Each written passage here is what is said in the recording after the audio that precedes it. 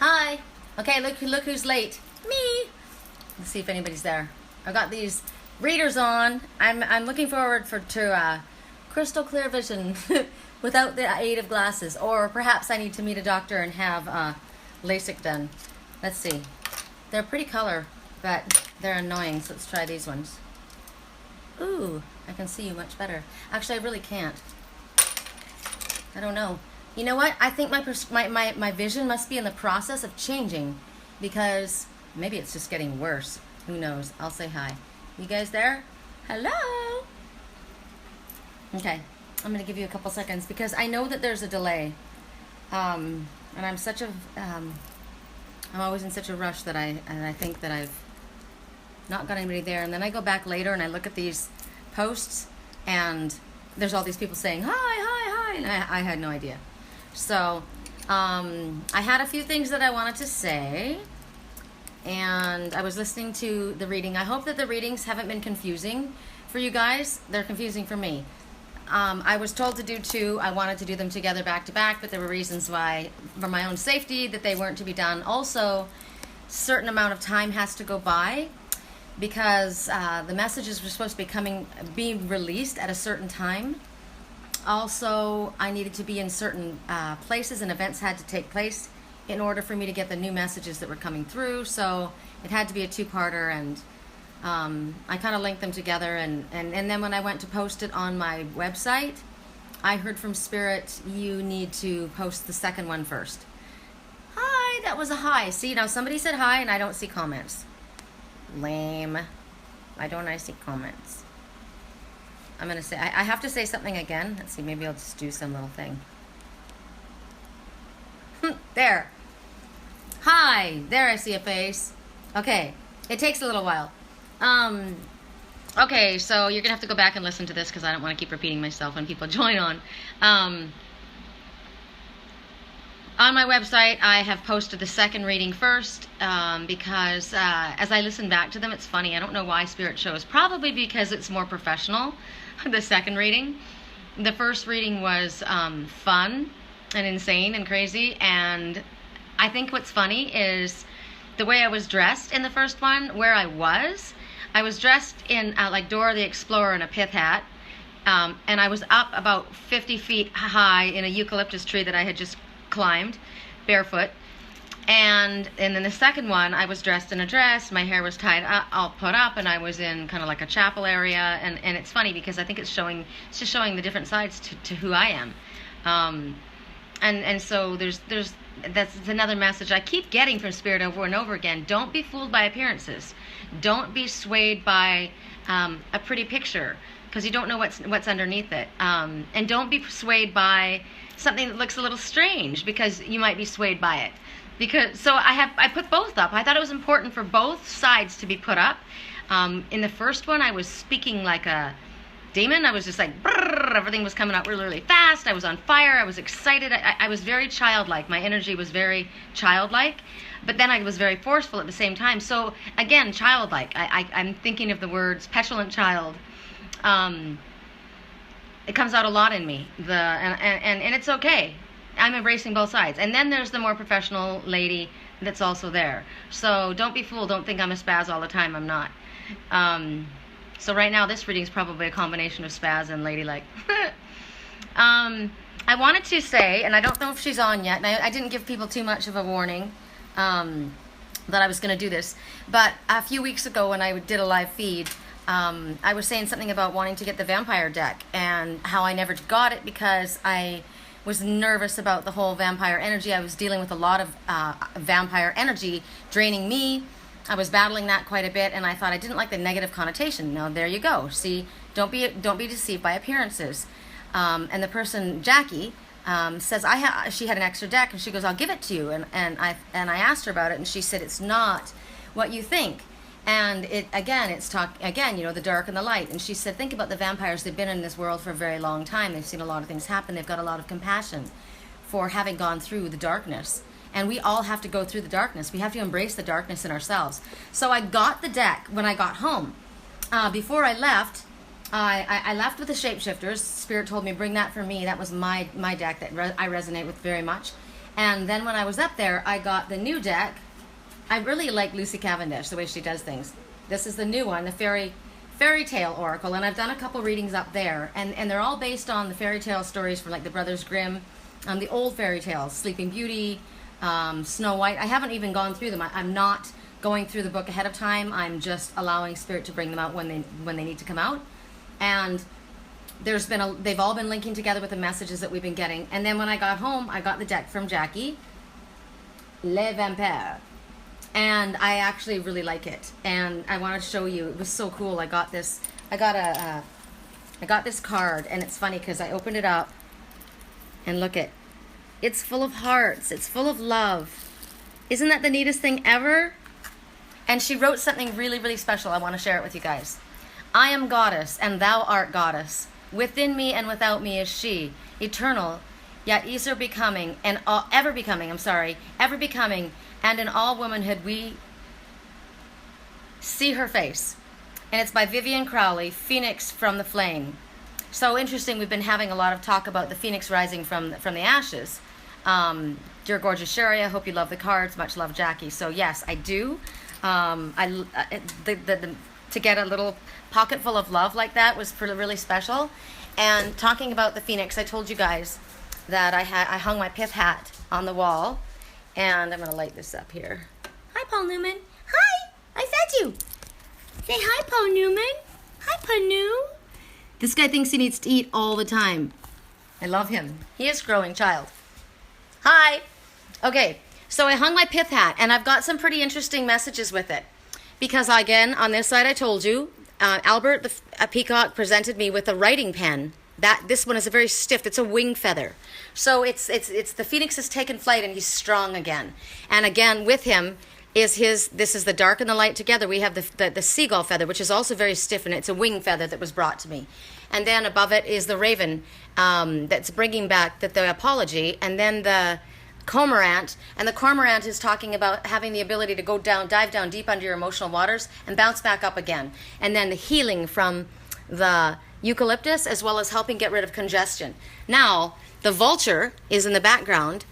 That was gifted to me as well. That is death, rebirth, and transformation, of which we're all going through right now with this ascension process.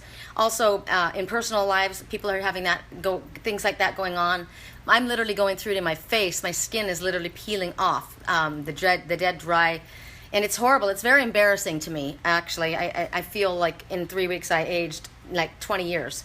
But I realize it's part of this ascension process, and I know that once the scales drop from my eyes, and the scales will drop from my skin, so we go through it. And then I was presented with one of the eye feathers from Albert. Here's the all-seeing eye. Do you see it? Isn't that beautiful? And then there was something that I picked up when I was on Moonstone Beach. I got I want to show you. There's so many things I want to show you. Okay, I haven't, you're in my hallway here. I wonder if I should take it back in there. Probably, I think I will. I'll bring all this stuff with me to my work table. I have so many things that I want to show you that are really super cool. I mean, some of this stuff you're going to be like, what the hell? This is what I do. I have a bunch of seaweed here. It smells really strong, but I like that smell. Okay. We're going to go over here to my work table, and I'm going to show you the different things. This light isn't very bright. Let's shed some light on the matter, shall we? Yes. There we go. Let there be light. And then there is. Okay. So, I went to Moonstone Beach because it's a special place to me. Hi, Sandy. What are you saying? Love both readings for this week? All right. I can't believe you finished them both. Very different readings, right? Like the contrast between the two readings is hysterical. Okay, so I have, when I stopped on my way up to, where was I going? Santa Cruz, that was my destination. I stopped in a place called Lost City or Lost something. It's weird, I keep getting that. And I just stopped there for gas really quick. I wasn't about to stay in a place named that. And I saw a black cat. I saw 2 black cats. And we talk about in the reading, you just watched it, the black cat returning.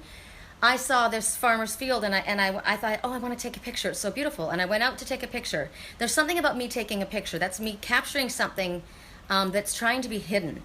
And I'm trying to capture it through it's just symbolic of me capturing it in my vision. And it not wanting to be captured at the time. So I watched these two black cats. One went shooting off like just right across the field, and then the other one I caught jumping. So there was one that disappeared quickly, but the other one I was able to see. And it's on my pictures. It's really actually quite cool. You got emotional in a second? Yeah, I did too. So when I went to get gas, I went to fill up for my last leg of my journey up to Santa Cruz. And I saw what looked to me, because there was a lot of horse trailers and it's horse country there, you know. And I saw what looked like a clump of grass on the ground, upended. And I knew to go and look at it. I just knew that there was something, it wasn't what it looked, it wasn't what it appeared to be. So I went and I flipped it over, and it was this nest. It's a perfect nest. And it was upside down. The cars were about to crunch it. It wasn't going to be able to be put back up in the tree. There was nobody in it yet, but they had made this beautiful nest. So to me, it was a symbol of new beginnings. And it goes with what I was already given. Now, this is another example of how Spirit gives us things. This is how they do it with me. They'll give me breadcrumbs, like Hansel and Gretel. I get clues. I was hiking, and I was given this. It's a rock. But doesn't that look like the perfect egg? And now I know where it's supposed to go. That's my new beginning. And I have something outside. I have to show you this too. There's so many cool things. It's just confirmations of the messages that I've been getting. Confirmations of the new beginnings coming. So I got this quite a long time ago. And it's made from, it's an old root. And look at that. Doesn't that look like the perfect home? I've had this out here for quite a long time, and I said it needs a bird's nest. Well, now it has one. And there it is. So there's me. Oh, God, I love it. It fits perfect. Of course it does. Of course it does. Spirit did that. They knew that I was building my home. The perfect nest was being built for me. It was being built for me. I just got that. God, Sherry, you're not on the click on the uptake. Okay, so Spirit is basically saying, and this is not just my message, this is a message for you guys too. It's just that I'm given these things and I see them and I understand them, so I can share them with you. So when Spirit's telling you, through the messages that you're getting and through the readings that I give you or other people give you, they give you messages, trust what they're telling you. They're showing me physical manifestations and confirmations that what we're getting is going to happen. So I am having a nest created for me. The new beginning is already here and it's rock solid. That's what I got. I already got that. I had the nucleus already with me, and the nest was being created by my partner. He's creating the nest. I've already got the love. I've already got the new birth. What's interesting is I watched myself in a dream give birth. I thought, what am I seeing? Like, what the hell is going on? I literally, and you know who they show me as? This is really interesting. There's a girl on, I think she was on Grey's Anatomy. She had red hair, and she had a spin-off called Bad Judge in Los Angeles. And that's who they show me as. Somebody felt like I judged them harshly, badly, and I didn't. But they thought I did. And so that's who they show me her as. It's interesting. So I watched her giving birth to this. So I give birth to this baby, and that's the new creation of the love or this whatever this is, this new transformation. And I had the nest that was then now this is my second part. Here's the nest. We're having this built for you. This is what they're telling me. Okay. So then that's the first thing I want to show you. Then I am on Moonstone Beach, and I got to go back into my bathroom with you guys.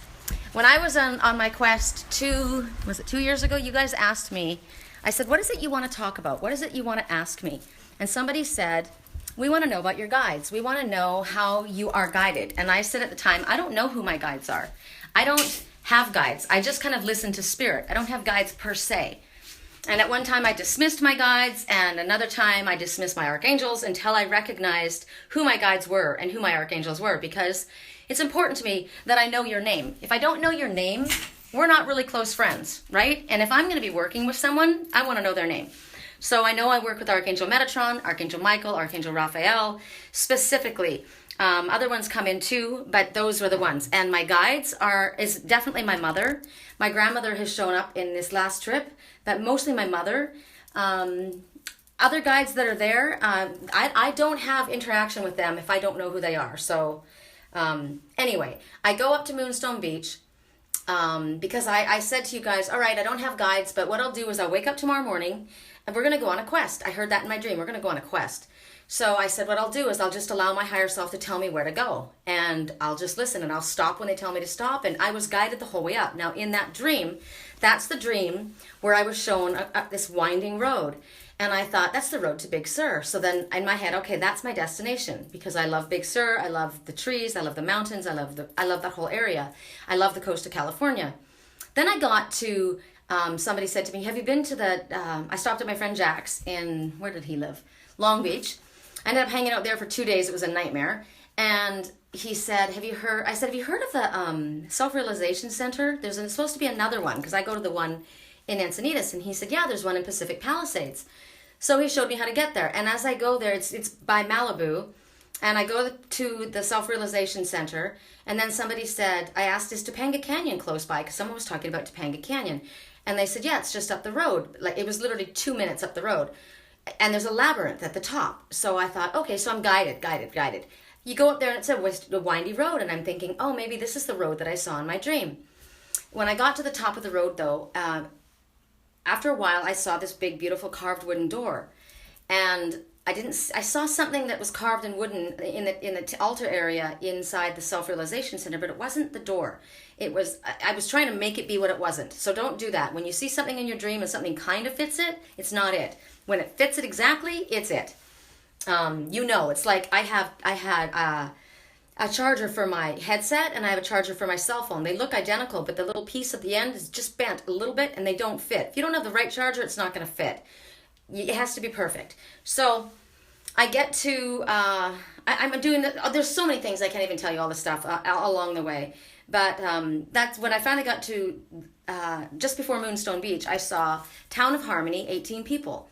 Population 18 people, and I thought, okay, I got to stop, see a town if there's only 18 people. And that's where the town that I just showed you guys, and when I walked around inside there, I saw the carved wooden door, and it's the chapel door. And I said, oh my God, I'm getting married here. I'm going to get married here. If I ever marry again, I'm going to get married here. And I took you guys all the way through there. Then I went to Moonstone Beach, because Moonstone is that's me. I'm an Aries and a Pisces moon, and the Moonstone is my thing. And also, as all of us females and males, we all have the divine feminine, which is the moon energy, right? So I go to Moonstone Beach and I said, I wonder if I can find moonstones. And I created this. This is from my first quest. These are all the things, hold on, I gotta pop this top. These are all the things that I collected on my journey. The sand dollar. And remember I told you I got the brand new pine cone when I was in Kings National Forest, the green one, and I put it outside and it started to open up and it looks almost like the others. This one has remained identically the same as when I picked it up. This is 2.5 years old. So here it is. It's preserved in this jar. So to me, this is my dream. This is my vision. This is what I want. The sand dollar represents wealth. This represents the unit. It stayed together. It did not open and turn into something else. This remained the same, this unit. This will be my twin and I. The blue jay feather was gifted to me when I was in Big Sur from one of the blue jays that, actually it was a family of blue jays. They came to see me. And then inside here, you'll see, I don't know if you guys can all see, these are all moonstones on top. There's some, I spent some time and I picked up some really, really good ones. And then I've got the darker sand that's rocks. It's just, but there's jade, there's garnet, there's so many different gemstones, and I didn't know that's what they were until I met a fellow, as I was telling you guys about, I think on one of my readings up here, when I was there at the Motel 6, I met this guy. I'm meeting guys all over the place. I met this guy, walked by his car. He kept kind of watching me, he's looking at me, and I kind of kept ducking away because I don't like dealing with men. And he's watching me, and I noticed this vehicle. He had crystals on his dashboard, and I thought, okay, that's pretty cool. And he had peace signs, and he had a Buddha, and clearly he was, soul family, right? I resonated with this guy. So finally, he kept saying hello, and I would just like hi, and I'd kind of go the other way. And finally, I decided I'd speak to him for a couple seconds, and we started talking, and he had just come down from Oregon, which is where I'm supposed to go, I know. And he told me that he gave me a beautiful crystal, which I left in my other apartment accidentally. I guess it wasn't meant to come with me because it was the guy. And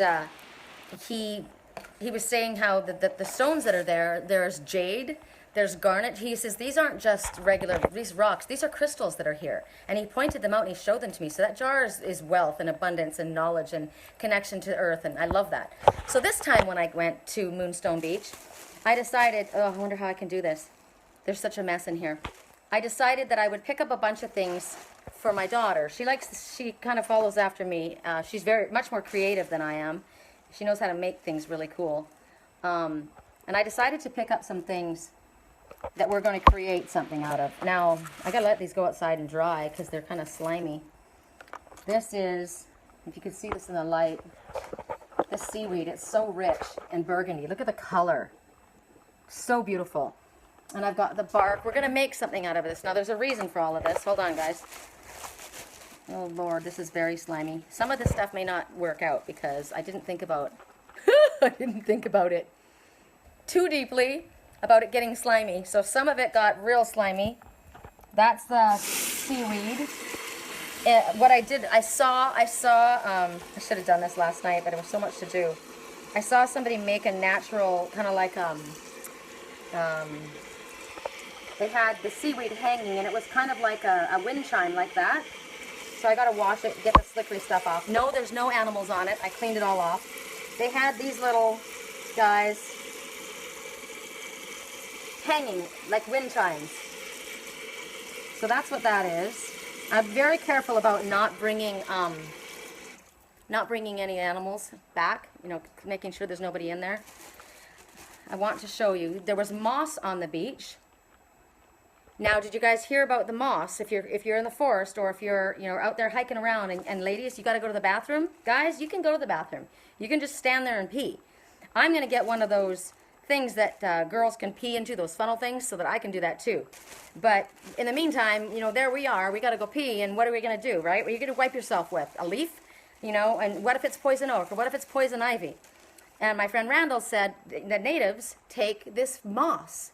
It's very absorbent, and it's clean for you, and it doesn't leave any, it doesn't leave any rash or anything. I'm just telling you, this is funny stuff, but I did it. I did it while we were up there. We were up there hiking, and I had to go pee like a racehorse, and I had nothing to use. He's like, oh, I got to go to the bathroom. So he goes walking down the street, down the lane, and goes pee, and I'm like, okay, great, So I had to go find moss to scrape off a tree. He ended up coming up to me and giving me this great big fluffy toilet paper, natural toilet paper. So, yeah, Kegel exercises, don't cut it when you've been holding it for hours. Didn't cut it.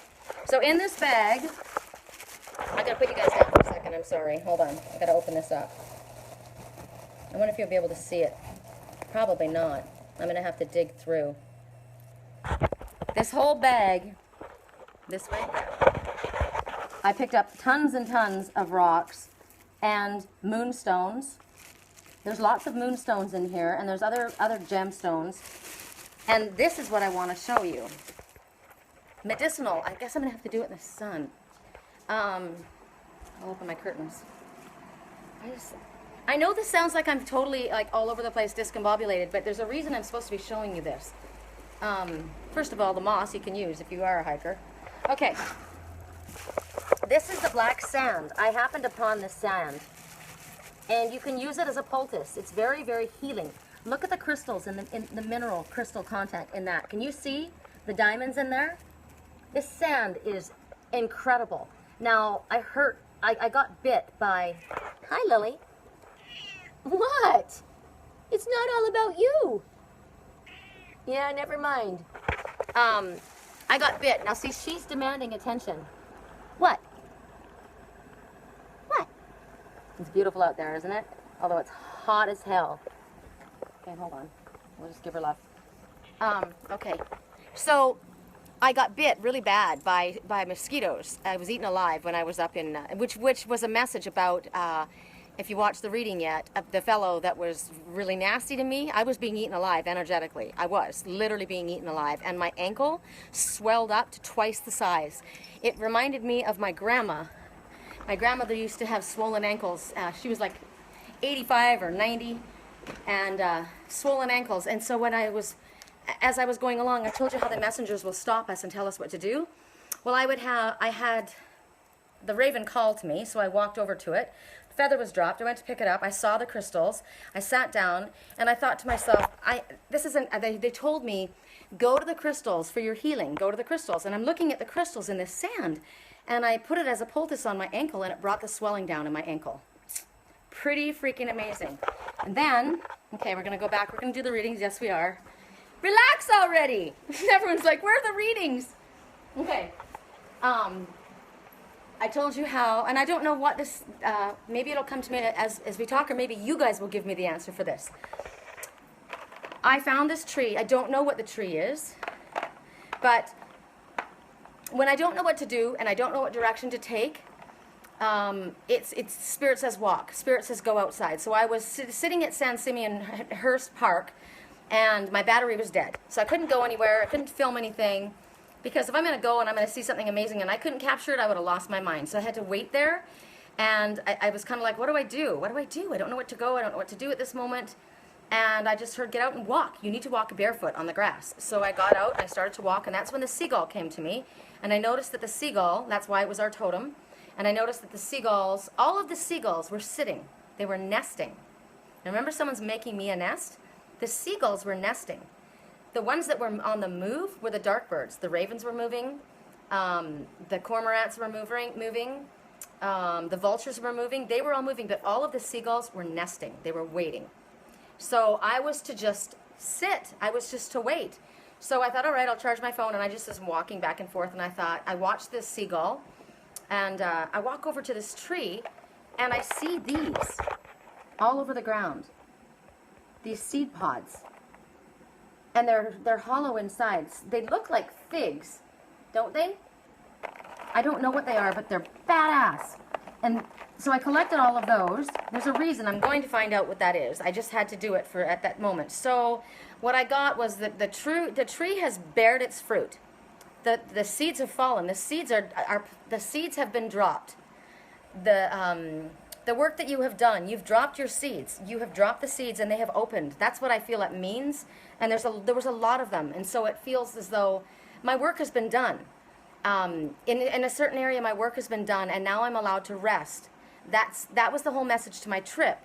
I was panicking because I couldn't get online, I couldn't work, and yet I wasn't supposed to work. My work had been done. The seeds had been planted, and I needed now just to rest, and like the seagulls were to rest, and allow Spirit to bring it in a different fashion. And then, as I started, my phone charged up, and I started to go off to the first, I was heading to the secret spot, which is, I did videotape a little bit of it, but my phone died. It was a gnarly 12 caves in a row, all along the water, the ocean floor, down a really gnarly cliff. I know where they are now, and I could probably get down there, not a problem, but knowing me, I would have tried to hold my phone and take you guys, and I probably would have slid down to my death, because it was literally hundreds of feet down. And it was faceplant on that. I would not have come out of that. If I lived, I wouldn't have come out of it looking very good. I would have been pretty messed up. So Spirit literally took the battery when I was at the eucalyptus tree, because they're like, no, you're not doing your reading there. It's dangerous. We know you. You push it. No phone in your hand. Put your phone away, because there's no point in taking any pictures. You're done. So even though we don't understand why things happen, Spirit knew what they were doing with me. Absolutely. And I get down there, and I thought, oh, but they're so incredible. And my phone was gone. His battery was dead. And if you guys have iPhones, I said, and it had turned itself off, you know. And I said, could I just get a picture? Could you just let me have a picture of it, please? And I tried to charge my phone. It turned on. I took 2 videos, died. I asked again, because I saw the mouth of the other caves, if I could just get a picture of it, please? Turned it on again. As I was walking back, I was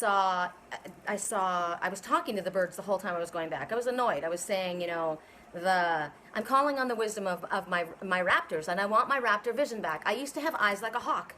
Now I'm starting to think that that's what the problem is. I am the red hawk. Hawks can see a great distance, and they can see a little thing at a great distance. So can I. I just can't see up close. So I got to stop that. All the raptors, the owl, the red hawk, the peregrine falcon, they have very, very good vision at a distance, which is another message from Spirit. You know, you can't see, you're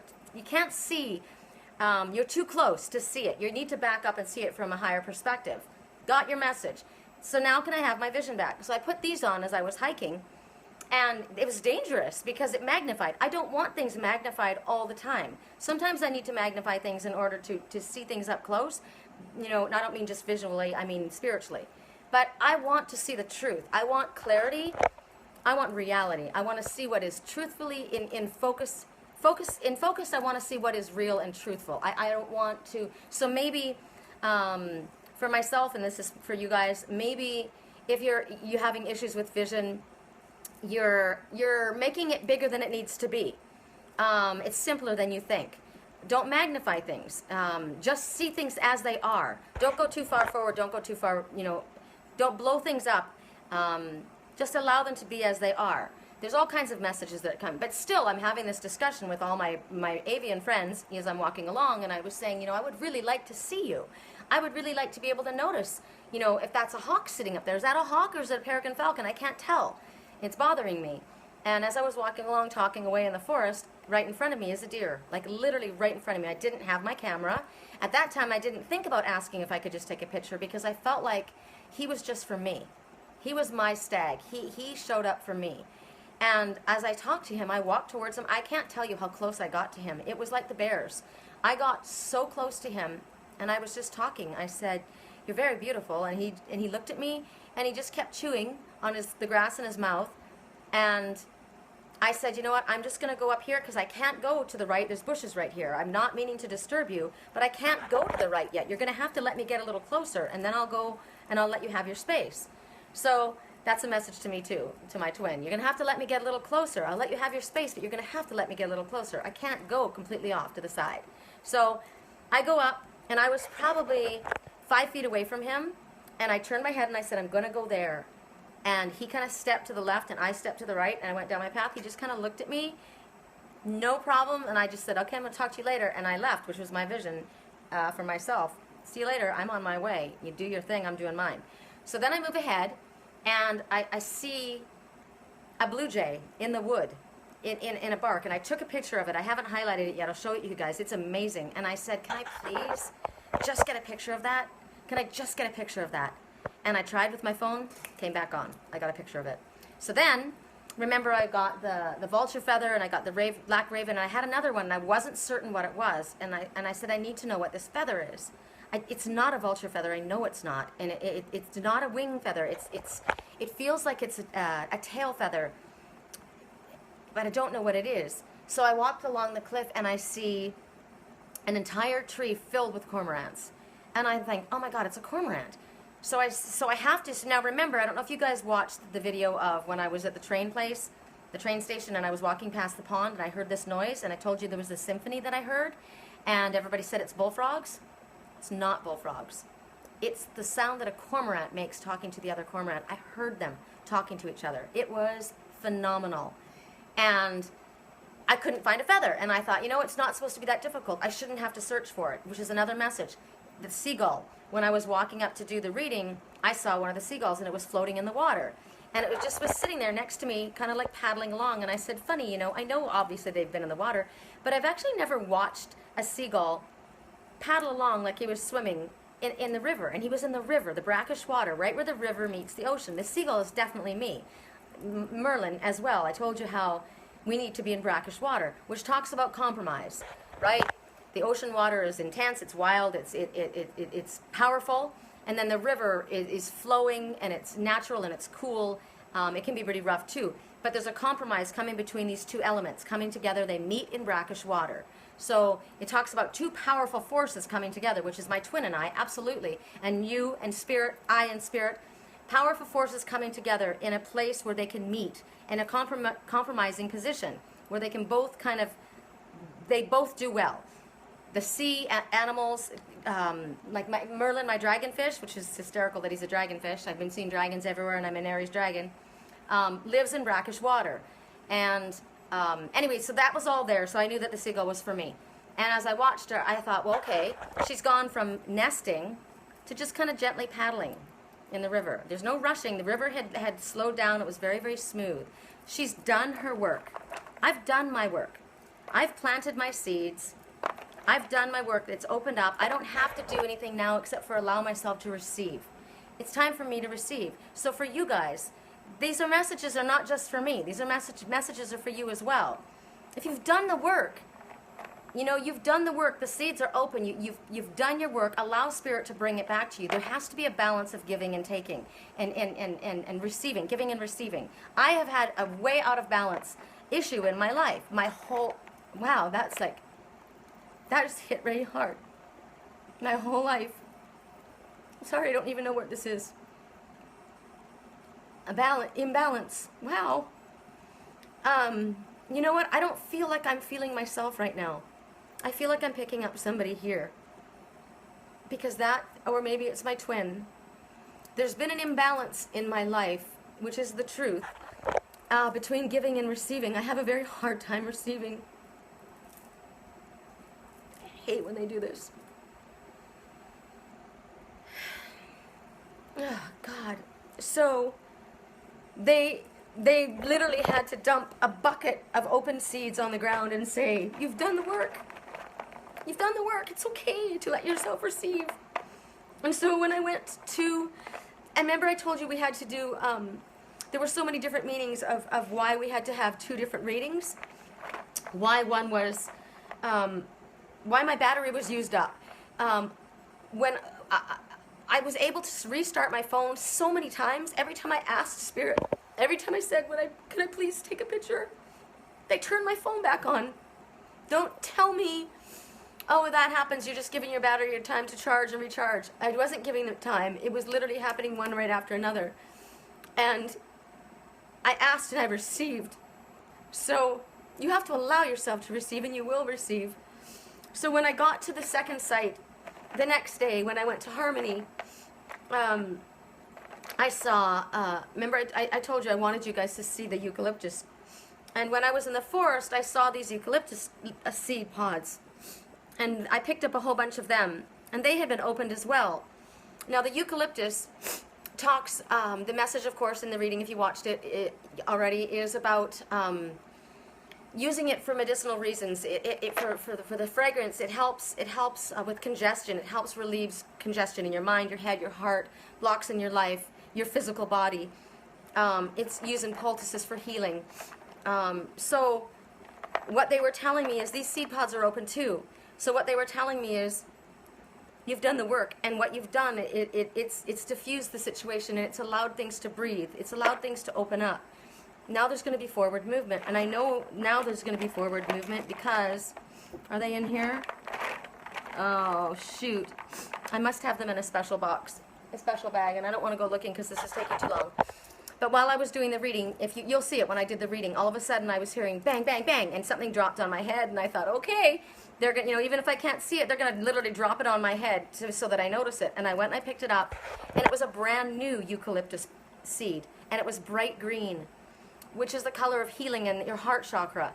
And that meant to me there's new beginnings, there's new things coming. So many beautiful things brought in the messages, the way Spirit, they literally throw things at me. So I wanted to share those things with you guys. And oh God, okay, hold on, I'm gonna go back and read what you guys have said. Okay, Kegel exercises. No masculine energy, had to have many own backbone. It's intimidating to men. Yes, absolutely. Men don't. But you know what? A weak man will be intimidated by a strong woman. A strong man will not be. My twin, it seems he's a very gentle, quiet, beautiful person. And I told you, I said to him in the past, I don't think you can handle my energy, because I had been with strong men, aggressive strong men, and they couldn't handle my energy. And he said, I can handle your energy. And that was the message of Spirit. Don't ever mistake a gentle, quiet man for a weak man. This man is strong as hell. And I got to tell you, like Randall, that man at my campsite thought Randall was gay because he's got that, and you've heard his voice probably, he's got kind of an effeminate way. Randall is anything but gay. He said, I love women.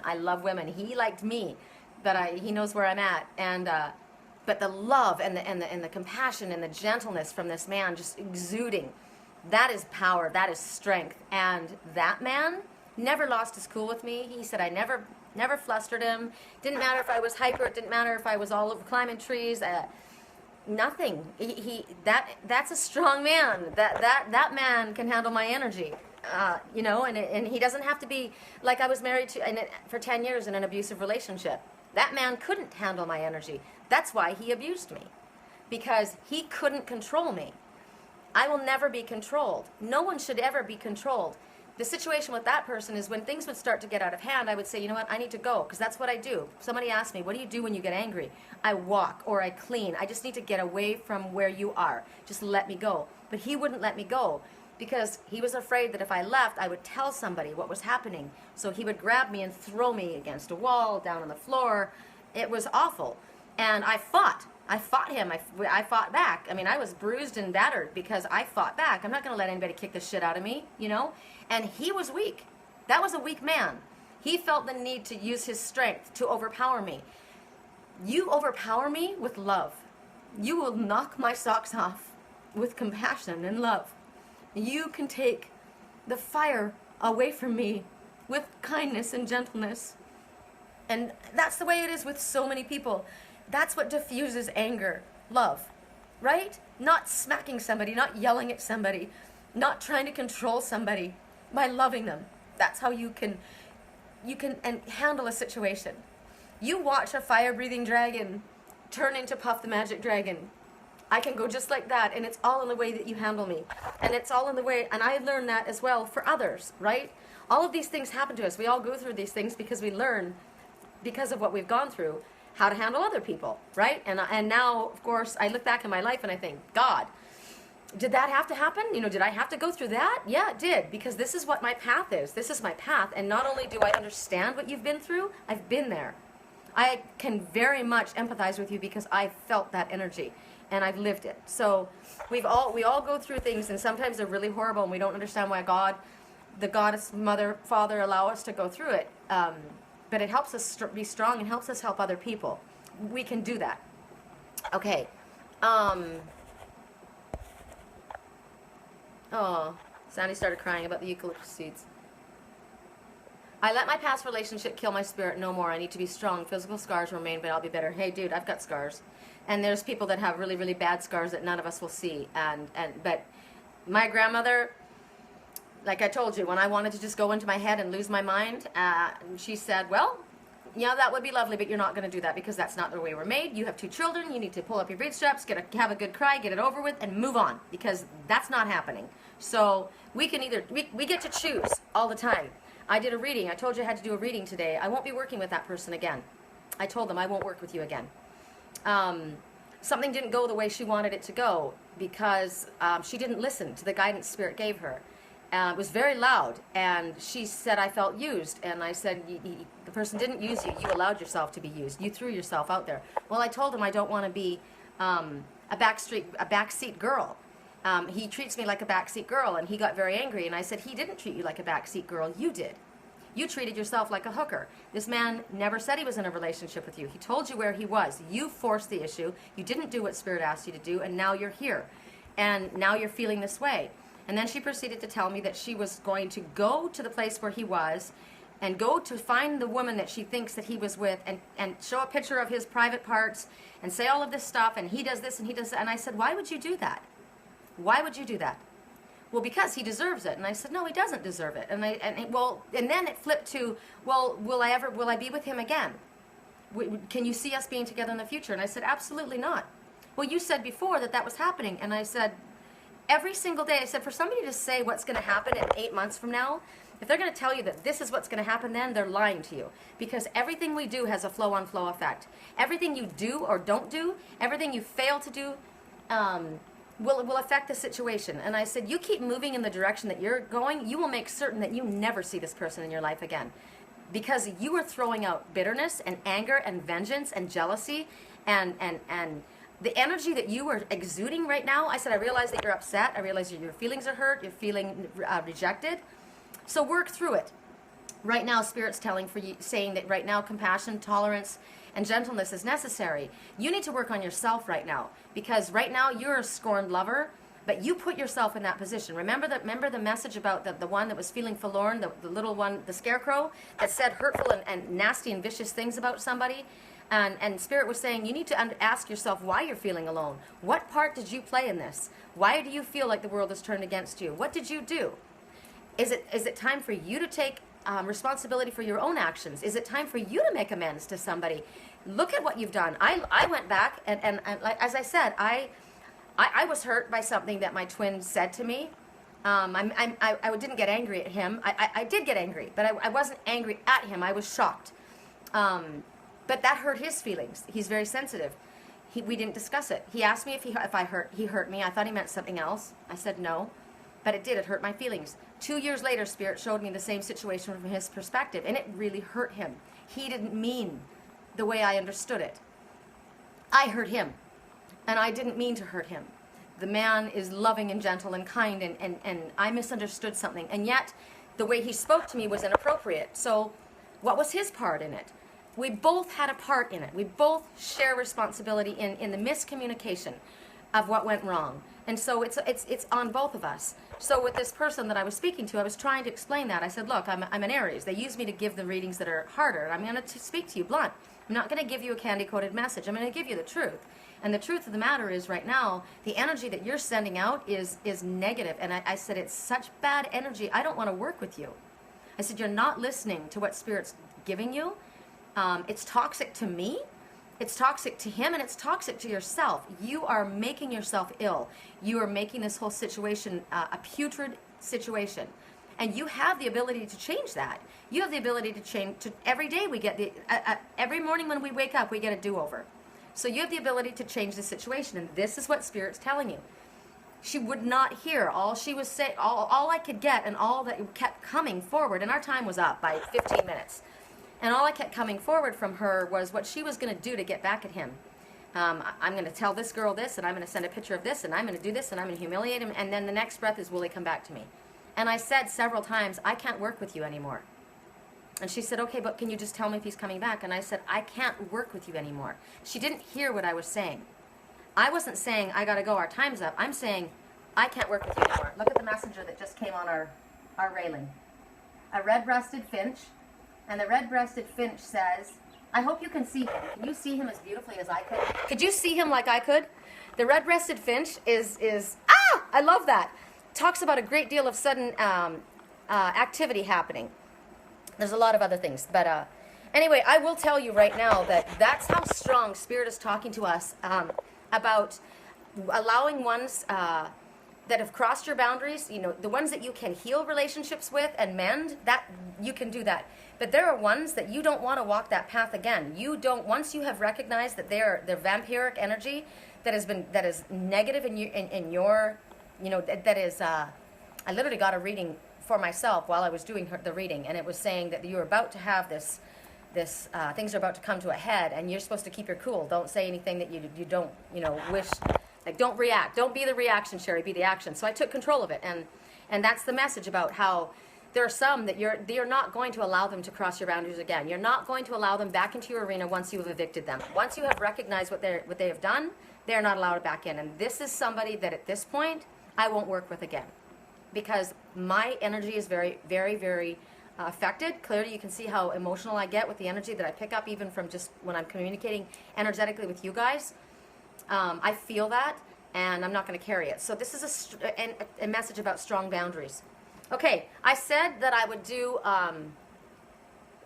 3 readings, and not one person has said, yes, please. So the first 3, Spirit has already chosen your messages. They already know who you are, and I've got them in front of me. So the first people that say, yes, please, are going to be the ones that get the reading. Okay. And besides, you do realize that all of these messages are for us. I know that you all want one specifically for you, but Spirit clearly has chosen messages that will apply to others, because these messages were chosen ahead of time. So Sandy is first, L.A. Hamilton second, and Brianna Craig. That's it. Actually, you know what? I'm going to do 4. No, I'm not. I can't. I can't. I said 3. I have to stick to my word. I did say 3. So I'm sorry. I'm going to have to do 3. The other ones, well, you know what I'll do? I'll do 1. I'll pull 1 for everyone. So that's the 4th one. So the first person Okay, somebody write this down for me because you know how I do this. Sandy, Brianna, wait, where is it? Sandy, L.A., and Brianna. Sandy, your message is from the fairy tale Oracle, and you see Sleeping Beauty. Okay, hold on. And what's interesting to me is she's holding onto a tiger lily flower. This is a lily too, and this is this looks like a oh, what is that flower? I know what it is. It'll come back to me. Shasta daisies. There's brambles all around her head, actually woven into her hair. She's been crying. Sleeping Beauty, awakening. Okay, so what the message for Sleeping Beauty is, and I don't know this book very well, so I've got to see what I can find here. So green for the heart chakra, healing. Her hands are clasped over her chest. So we're thinking about the young girl, Sleeping Beauty. She was going to prick her finger, remember, and she was going to fall into a deep sleep. And it was true love's kiss that was going to wake her up, right? There was somebody that had a grudge that felt that they were not invited. It was, what was her name? Maleficent. There was a misunderstanding. In some of the stories, she was an evil fairy. But in the older stories, there was a misunderstanding, and I feel she wasn't an evil fairy. Somebody hurt me and my twin, and I know that this person was hurting themselves. I know that this person is not a bad person. Well, so I'm feeling their energy right now. I know they're not a bad person.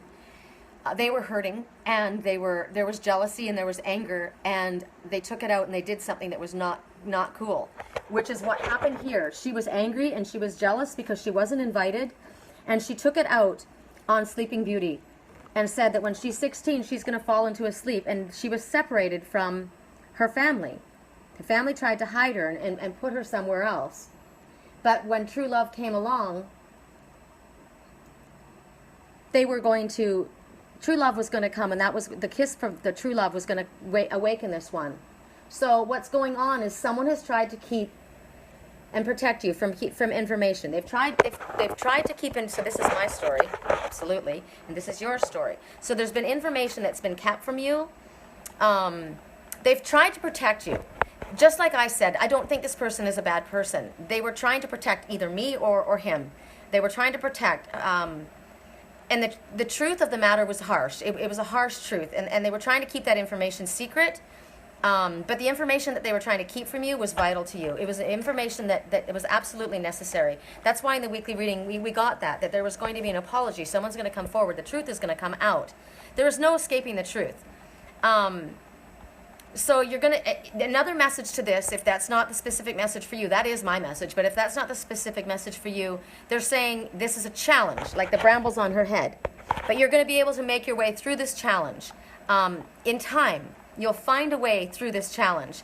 You're going to be awakened to the truth. So there's something that's been kept from you. And as I said, Spirit gives me messages. I have a lot more knowledge about what's happened in my life than I say, because it has to unfold. And I learned about timing. I know that I can't speak about it. It has to, because the ones involved have to learn it for themselves. I can't do that. I already got smacked by Spirit for trying to manifest and trying to help when it wasn't my place. Everybody has their lessons that they have to go through. So in time, they're saying you're going to find your way through. The truth is going to come. You're going to be awakened to it. And when you do, the others around you will also be awakened to it. So for me, I've now understood, I have now come to understand for myself that they were trying to keep a secret. I already was shown that. I think I know what it is, but I'm not 100% certain. So the time isn't revealed quite yet. But I know the players of the game. And so now that I know that it does, and what they're saying is you don't need to know the particulars. You don't need to know all the particulars of why this has been kept from you or why this has happened. All that is necessary is that the truth comes out that somebody interfered. And when that comes out, it's not just you that will know. It will be the one that they were trying to protect. They will find out as well. He will find out as well what this third party did. And that's why we've been getting a lot about justice.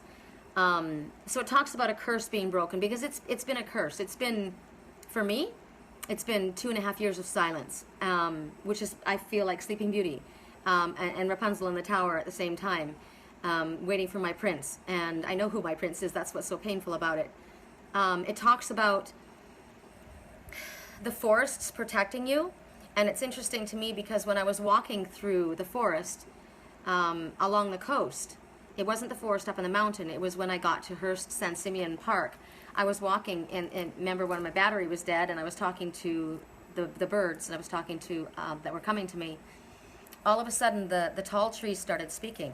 The tall tree, and I started to listen to them, and they were squeaking. They were kind of creaking, and it was really interesting because I kept hearing whispering, and I said, "Am I hearing you? Am I hearing the elementals?" It was like I heard a conversation, voices talking. And it was feminine voices talking, and I kept looking for somebody, but they weren't there. They were there. It was spirit that was there. And then I looked and I saw the tall trees, and then I said out loud, "The tall trees are singing. The tall trees are speaking." The tall tree is my twin. He is speaking. He's found his voice and he is speaking. So whoever it is, it's out. The knowledge is there and it's been exposed. And someone who was trying to keep it a secret, I think they were trying to protect me. It wasn't, like I said, it wasn't meant, and for you, whatever, you have to look at it from, there's two sides to everything, right? Yes, maybe you've been hurt by something, but from another's perspective, sometimes people lie because they're trying to protect you. I don't believe in doing that. I believe that I would rather be hurt and know the truth.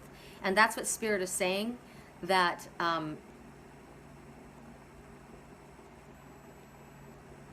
they tried to protect you, but the information that they kept from you was information that you deserved to have. It was vital information. So that was a lesson that they will have to understand.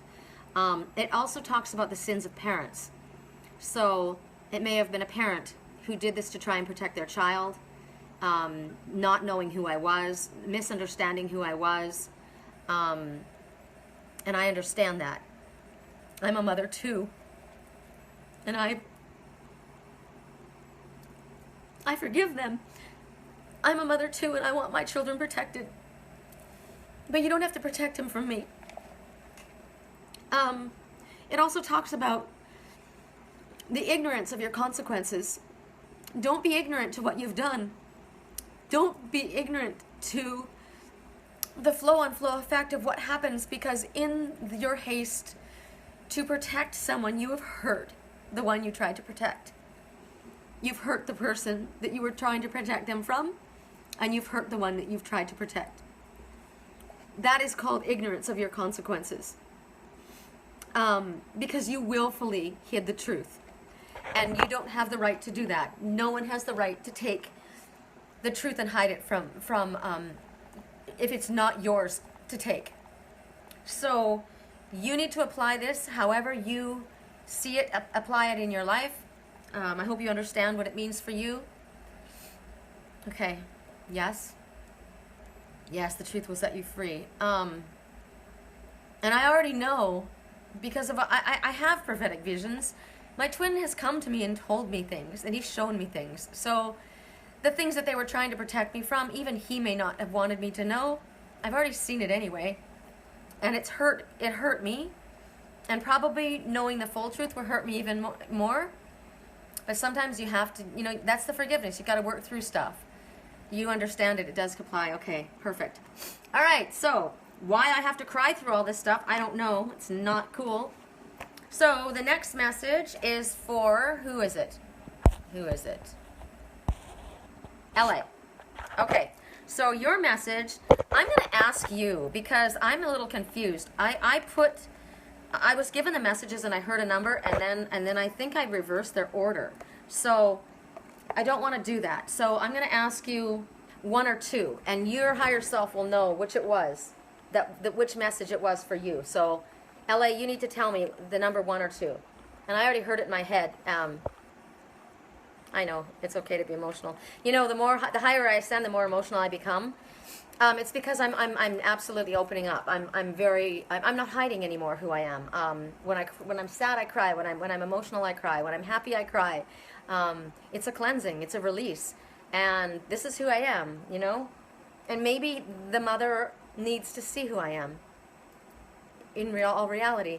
And maybe she needs to see how my heart's been broken for 2.5 years. It's been bleeding. There's that heart all over the table. And you did that to him too. And you need to accept that. Whether it's the mother or the brother or the sister, I don't even know who it is, cousin, no idea. But you need to see it.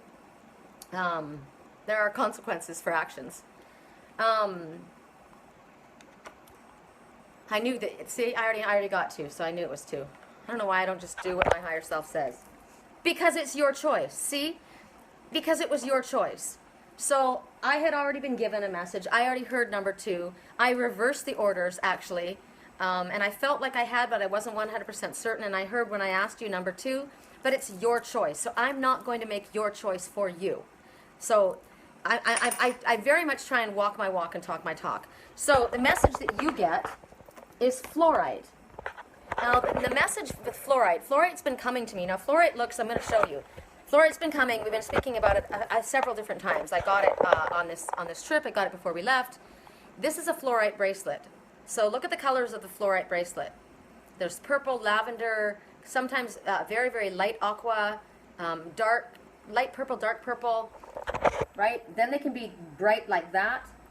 So fluorite, I keep it on my right hand.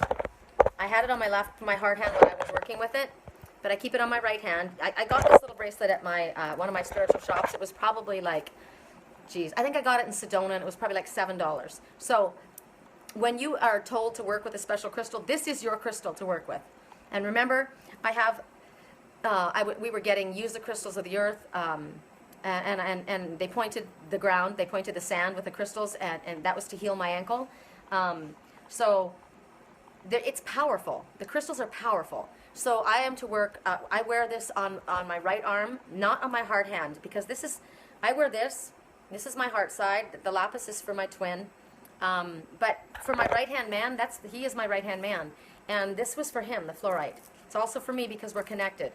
But so for you, wear it in a bracelet, get the stone, put it in your bra, look at the card if you don't have it. If you don't have it, all of you, look at this card, take your thumb and swipe it over your third eye and say, fluorite in circuit. And then your higher self will pull in the metaphysical properties of fluorite. So what fluorite is telling you, it's a very spiritual vibration, and it shields you from negative energy, or a negative person. So there's somebody in your life, there's either a negative energy or a situation or a person in your life that is causing you to become emotionally imbalanced. So I like this. I like the fact that I opened this card and all of these hearts fell out all over the place, because that's the message, that you're surrounded by love and light. And they want you to trust in the protection that Spirit is sending you at this time. You're being given spiritual protection. You can ask for even more by focusing on the fluorite.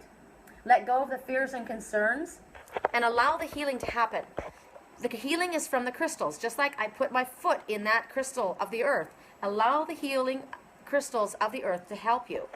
And what they want you to do is start focusing on the positive. Pull yourself away from what you're worried about. Start focusing on where you want things to go. Like for me, I don't want to focus on what happened, the sadness. I want to focus on the fact that I was given a rock solid egg, a new beginning. And then Spirit just delivered me a nest that was handmade for me. I want to focus on that. I want to focus on every little piece of the puzzle is fitting together. And I will be reunited with the one who was taken from me.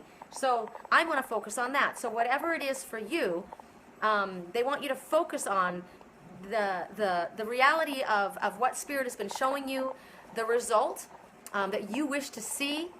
Focus on what you love rather than on what you hate. Focus on, you know what you hate, right? And you know what you love. So you already know what you don't want. So if you're going to focus on what you don't want, you're going to be drawing more of that energy to you. So start focusing on what you love. I love my work. I love doing this with you guys. I love doing an interactive reading. This is my favorite. I've realized this, that I would rather do this with you guys one-on-one. I can get interaction between you. I literally energetically can connect with you. You can ask me questions. You can give me words that point me in a different direction. I love this. I want to do one-on-one interaction. It also talks about, so when I talk about this, I want one-on-one interaction with the love of my life. I enjoy communicating. I don't have to always be talking to you, but I want to see you. I want to see you, and I want you to see my eyes. I want you to be able to read my eyes and see that when I speak to you, it's the truth. I'm not giving you a bullshit line. I'm giving you the truth of what Spirit is bringing to me, and I'm giving you proof by the messengers and the things and how everything lines up. So I'm focusing on what I love, and it doesn't just talk about for you. Everything is connected. Everything and everyone is connected. Every event in your life is connected so much more than you understand.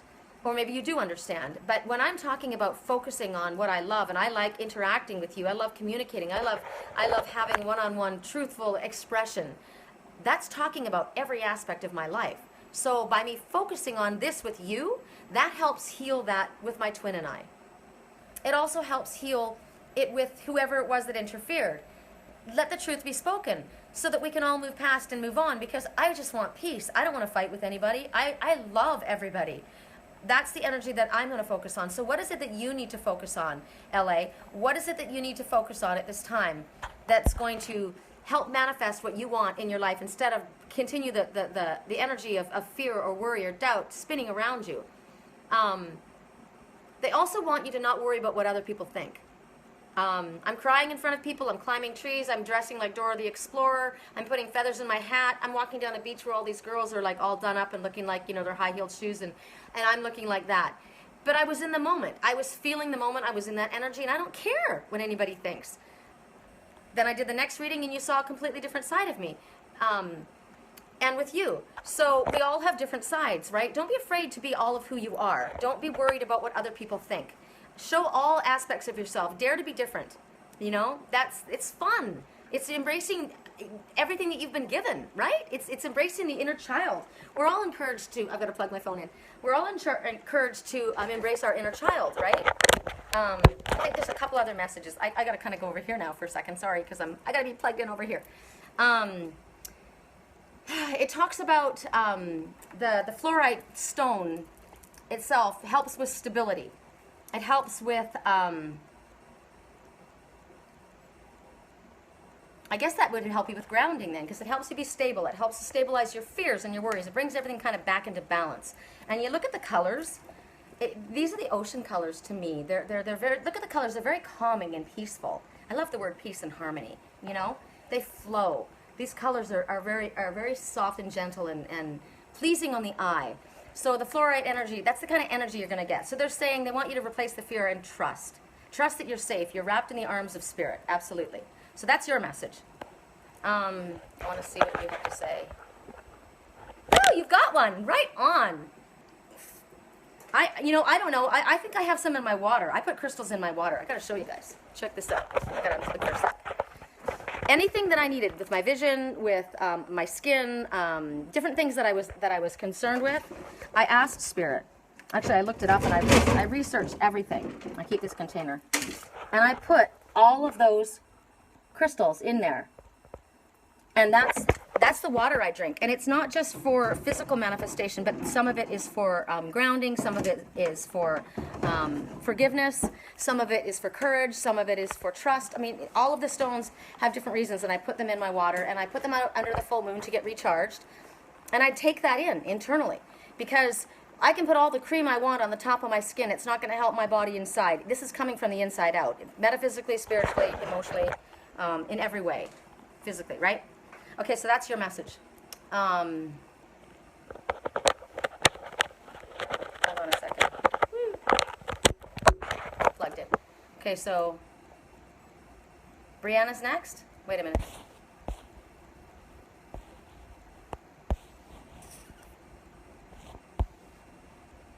Oh God, I'm so hot. all of a sudden. I just want to make sure where we're at. There's so many messages here that I can't. I'm so sorry that I can't. You guys are saying such beautiful things, and I'm not answering you because I got to tell you the truth. I can't see shit with these glasses. I really can't. It's terrible. I can see through here, but I can't see up here, and yet I need to see these. I can't stand this. I need to get my vision back. I want the scales to fall from my eyes. At the very least, LASIK, because I'm missing so many things. It's bothering me. I would love. I'm going to go back and I'm going to answer everything you guys have said because I can see that you said some, some really kind things to me, and I appreciate all of it. But you're also, I need to see what you're saying to me because you're interacting, and I need to answer these questions. So it was Sandy first, it was LA second, and it was Brianna next. Okay, and then I'm going to do one for everybody else. But let me just look and see. She has a green fluorite. Be your true authentic self, right? Yes. Brianna, Sandy. Okay. All right. The last card, not the last card, but your card, is going to be from the new vampire deck. The Jaqui sent me, and I'm unplugging again because I have to get over here to get to it. Okay. So, she's got a look of consternation on her face. And she's holding the key to her heart. This cord is not long enough. You know what? I can plug it into my computer. That'll give me more breathing room. Sorry. Malfunction. Computer malfunction. Wake up. Okay. So here she is. And by the way, I've got her being held up by selenite. Which is a cleansing crystal. It cleanses all other crystals. And it's a self-cleansing crystal. And look at it, it's a tower. I love it. Which is where I live, in Rapunzel's Tower. So, here she is. Oh, and here, this is tiger iron, in case you were wondering. My girlfriend Kimmy made this beautiful pendulum for me, and the crystal on the end broke, so I added the tiger iron because it was something that I needed. Okay, so, trust, unwavering faith, and confidence. Now, you see she's got her heart with the key hole. There's no key there yet. So, they're talking about what is faith to you. Faith is something that you believe is going to happen, right? Faith is the assured expectation of things hoped for, though not beheld. That's what I've learned as a little girl from the Bible. So faith is, what is your faith to you? They're asking you to examine what you have faith in. Were you taught faith as a child, like I was? And you know, I really wasn't taught faith as a child. I really wasn't. I was a very religious child. I got to turn my computer on so it charges my phone. I was raised in a very, very, very religious family, and I had more fear than I had faith and love.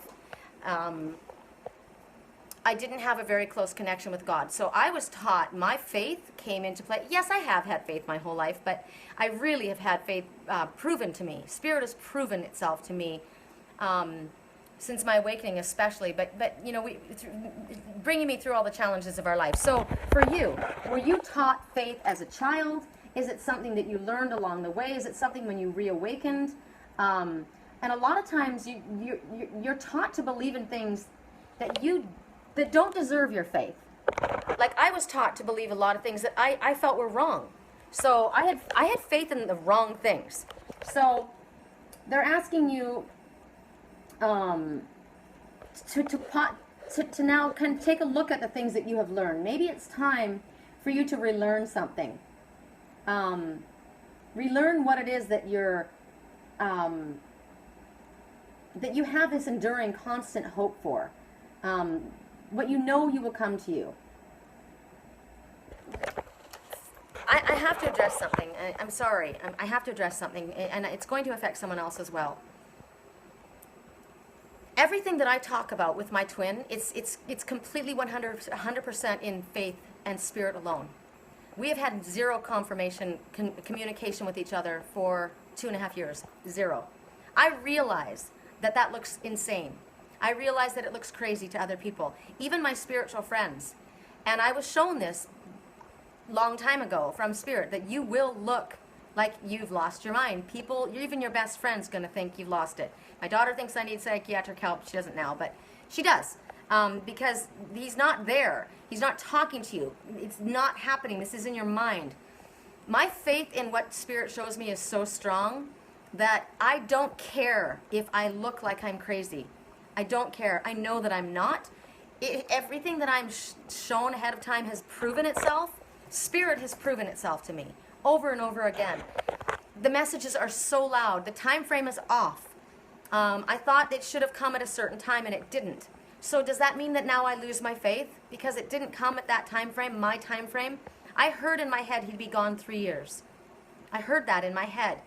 But the fact that he'd be gone 3 years doesn't mean he's going to come and speak to me again at the 3-year mark. I came home from my trip, this quest that I was on that was very telling and very emotional. It was a very deep healing trip for my mother and I and family things. I came home from my trip and got home and I had to put my house in order. I realized that. I couldn't get down to doing things because I had to put my house in order. So for you, if you've got something, like for me in the faith in my twin and I, the 3 years have passed, but he's got his house to put in order. I have my house to put in order. So there may be a residual amount of time that goes after that. I don't know what it is. All I know is it's divine timing. But I have faith in Spirit. And so what is your faith? What is it that you have to redefine or rebuild about what you have been hoping for, even though you haven't seen it? I've done readings for people that I've been working with for a very long time. I've got clients that are regular clients, but we've been, this should have happened by now. Yeah, well, a lot of things should have happened by now. But as you saw with me with the reading today with the girl that I'm not going to be working with unless she changes her story, she affected things and it altered things. I may have altered things. I may have pushed things back, or maybe he did. There are unforeseen circumstances that befall us all, or maybe I just didn't understand what I heard. Yes, he'll be gone 3 years, but I didn't get a date on when he was coming back. I did see him come back. I heard what he said when he came back, and the interesting thing is, I gave him this whole story, this whole dream before he even left. I gave him the dream, and he said, wow, that's very lucid, that sounds like me. So he already knows the ending of this story, and yet all the way through it, the doubt and the fear and the worry that has been brought by the one that was manipulating, the third party that kind of skewed things, it caused me to doubt. It caused probably him to doubt. It did cause him to do some things that he wasn't going to do originally, and now that has to play out because of the interference. So everything we do has a flow-on-flow effect, and it alters things. It changes things. We can speed things up. We can slow things down, depending on our attitude, depending on how we react. If we keep a positive energy, if we keep our hope, our love alive, keep the connection strong, don't allow the demons to come in. What is that song? Don't listen to the demons. That song, I can't think of it right now. I love that song. It's the couple talking to each other, and she's talking about, he's saying you're something about the dreams, that you're having scary dreams at night. Don't pay attention to the demons that speak in your head. That's what he was trying to tell me all along. Don't listen to what they're trying to fill your head with. Listen to me. Connect with my heart. So what is it that you need to listen to? What is it that you need to connect to, reconnect to, redefine your trust and your belief in something, even though others may say you're never going to see it. It talks about your faith will return. Your true connection is going to prove. It's going to prove your belief system was valid all along. The trust and faith, even though she's got this woebegone, her eyebrows are knitted. They're like, why? Her eyes are full of tears. I know how she feels. Believe me, I have felt this. I've been living in Rapunzel's tower. I've felt this. The princes that come forward, and they're not the right one. I know who the right one is. I don't let that one come, anyone but that one come, because there's only one that holds the key to my heart. So for you, is this a person? Is this a job situation? Is this a life choice? What is it that holds the key to your heart? What is it that you may have lost faith in that you need to redefine and need to hold that faith in? Because your faith is going to return. You're going to feel the true connection and the comfort in your choices. They're going to be supported by the universe. So if you may be feeling hurt or jaded by what you've learned, You may have lost some of your enthusiasm. You may have lost some of your innocence. Maybe you've had the shit kicked out of you and things didn't go the way you thought they were going to go. Wow, this is not what I call love. This isn't what a loving person does. This isn't what a loving family does. No, shit happens. It happens. Deal with it. It happens to all of us. It doesn't mean that what you have had faith in and what you've been shown that was coming isn't going to happen. It just means you've had challenges that have made you grow and things that have happened. So maybe you've lost faith in a person. Maybe you've lost faith in a project, in a dream. Have you let go of a dream that you had, something that you were working on, and you felt like this is just not taking off? It's never going to take off the ground. And when you do that, you're telling the universe it's not going to take off. Have you lost hope in faith in humanity in general? I deal with a lot of shitty stuff. I deal with a lot of really nasty people. I really do. I work on a public hotline. And the energy that you people are my friends. You people are people that are spiritual people. You're on my page because you're drawn to the light, right? We're all drawn to the same thing. This is a soul family. That's not who I work with on my work site. On my work site, I have shit coming at me, left, right, and center, and really nasty stuff, like what the woman said she was going to do. I don't resonate with that energy. That's not cool for me. I don't want that around me. Does that mean that I have lost faith in humanity? No. Because I've met lots of people on my website who have now come over to my page who are now friends of mine. Don't lose faith in humanity because somebody else is a fuck up, Know that your faith can be revived. Just like love heals everything.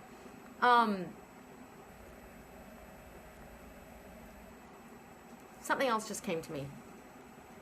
God, I wish she was on. She's not on right now. I'm going to send this. I'm going to save this and send this to her. I have a client. She's not a client. I'm sorry. A Facebook friend, very gentle heart, very much taken advantage of, very much walked over, but continually putting out love, continually saying to me, love heals everything. Love heals everything. This person's faith is so strong.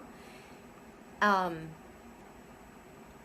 going to send this to her. This message is for her alone, what I'm thinking right now, so I'm going to keep that just for her.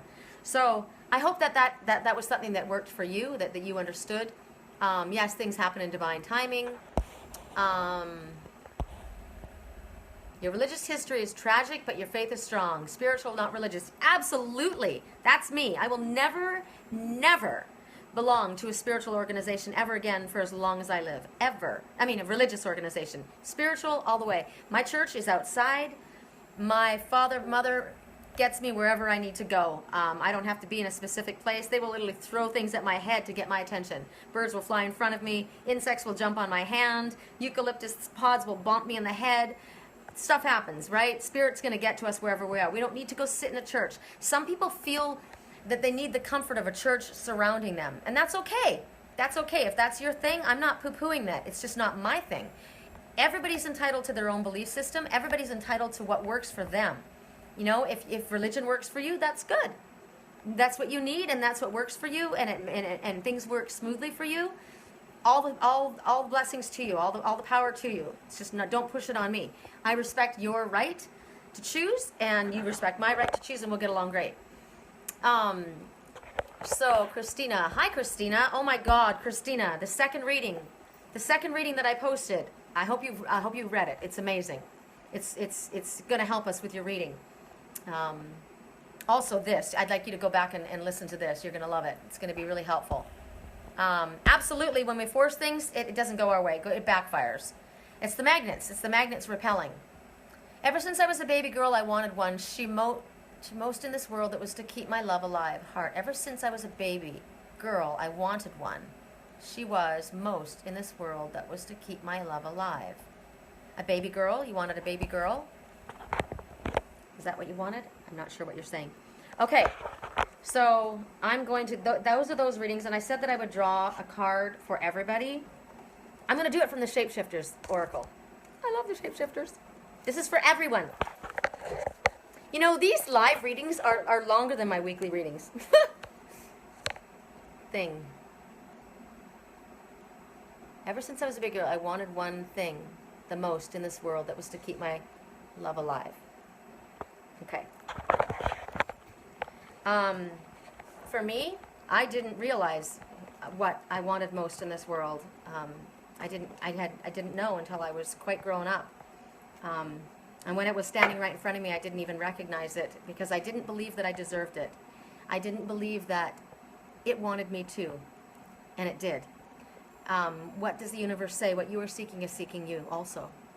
And I just needed to grow up and realize that I have everything that mirrored in what I'm looking at, and I deserve to have it in my life as well. And so that is a big block that we can have is not having the self-worth and realizing that we deserve it. We don't need to be in poverty. We don't need to be in an abusive relationship. We don't have to chase anybody. The universe wants us to receive. The universe wants us to be happy. We just need to recognize. And as I say that, I've got a little hummingbird at my window. You guys won't be able to see her hovering. And the hummingbird says, you will accomplish what may seem impossible to yourself as well as to others. Okay, so Elizabeth and the lion. The lions have come in quite a bit. So Elizabeth is telling you, this is Queen Elizabeth, which I understand because I'm Canadian. So this is our Queen Elizabeth. This is the first Queen Elizabeth. And the lion. The lion represents many things: compassion, kindness, strength, courage. The lion is, so many things come from the lion. It's time to be a great leader. So they have come forward as one. These two are united. They are not separate entities. They are literally blending into one. Okay? They are indivisible. They are the masculine and the feminine. So this is the divine feminine energy and the divine masculine energy entwined. This is the sun and the moon together. This is the yin and the yang. And what they're saying is you need the energy of the lion, which is royalty, dignity, power. Think about the power and the speed. The lion's mane to me represents your psychic connection because hair is like a psychic antenna. You think about the lion and the queen. If the queen walks in front, everybody bows to the queen, right? That's just the way it is. Everybody bows to the queen just like they bow to a king. So the lion is the king and she is the queen. So together, they represent a force, a powerful force, a powerful duo that demands respect. Okay? So this is the position, and then they hold themselves in the highest of esteem. They are not domineering. They are not abusive with their power. They are both shapeshifters. They have been able to endure danger after danger. They will stand. The queen always stands for her subjects. So she will go into battle for her subjects. It's talking about victory coming to you. They have together as a team brought in victory after victory. Look, they are very, very calm, very regal. They're telling you to find the lion heart within you. Find this lion heart that beats inside of you, the pride. They want you to rise up. Now, this is what I like. They want you to rise up and speak the truth. Here we go again. We keep being told about speaking the truth. So here they're asking for you to have this wisdom of the lion. Grab the lion heart, the courage of the queen, the dignity, the royalty, the assertiveness, the authority of a queen. This is about expressing your authority and proving correct the trust that others have shown in you. People are looking up to you at this time. You've got a great task to do. And it's natural that when you're put in a position of authority or when people are looking at you, it's natural to be afraid, that, what if I don't say the right thing? I do this all the time when I do my live readings. I'm thinking, oh God, what if thoughts fly out of my head?